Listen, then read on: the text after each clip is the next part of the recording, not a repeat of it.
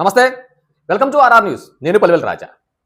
YS Jaganmohan Reddy గారు నిన్న శ్రీకాకుళం జిల్లాలో జైల్లో ఉన్నటువంటి మాజీ మంత్రి సీదిరి అప్పలరాజు గారితో ములాఖాతుకు వెళ్ళారా, లేదు అంటే వైజాగ్ నుంచి శ్రీకాకుళం వరకు బల ప్రదర్శనకు వెళ్ళారా?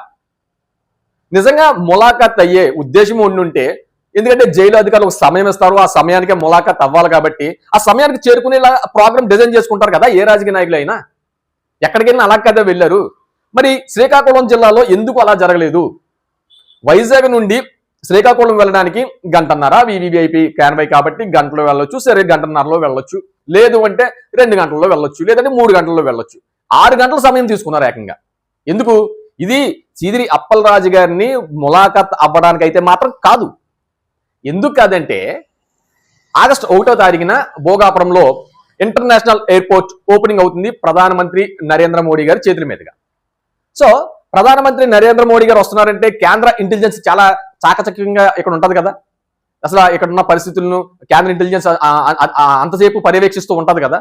సో కేంద్ర ఇంటెలిజెన్స్ కి ఒక సమాచారం ఇవ్వడానికి మాత్రమే వైజాగ్ నుండి శ్రీకాకుళం వరకు అంత సమయం పట్టింది ఆయనకి. అందుకే అంత జనాలను గ్యాదరింగ్ చేసుకున్నారు. ఎందుకంటే వైఎస్ జగన్మోహన్ రెడ్డి గారు నిజంగా మాస్ లీడర్.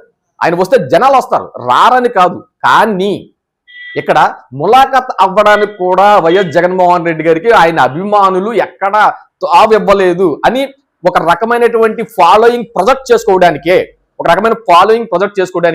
ఈ విధంగా వెళ్ళారు అన్న కాన్సెప్ట్ అయితే మాత్రం ఆంధ్రప్రదేశ్ ప్రజల మైండ్ లో అయితే ఉంది. రాజకీయ విశ్లేషకులు అదే చెప్తున్నారు. ఎందుకంటే వైఎస్ జగన్మోహన్ రెడ్డి చాలా మాస్ లీడర్. వచ్చే ఎన్నికల్లో ఎందుకంటే బీజేపీతో పొత్తుకు ఆయన డైరెక్ట్ గా ఒకవేళ ఆయన విముఖత చూపిస్తున్నా సరే ఆ బీజేపీ ఆయన కాపాడుతూ వస్తుంది.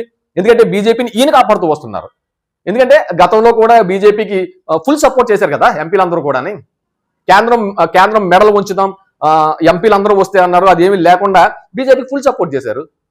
సో ఇప్పుడు కూడా ప్రధానమంత్రి నరేంద్ర మోడీ గారి దృష్టిలో పడడానికే ఈ రకమైన పర్యటన అని పొలిటికల్ వర్గాల్లో చర్చ అయితే జరుగుతుంది. Thank you.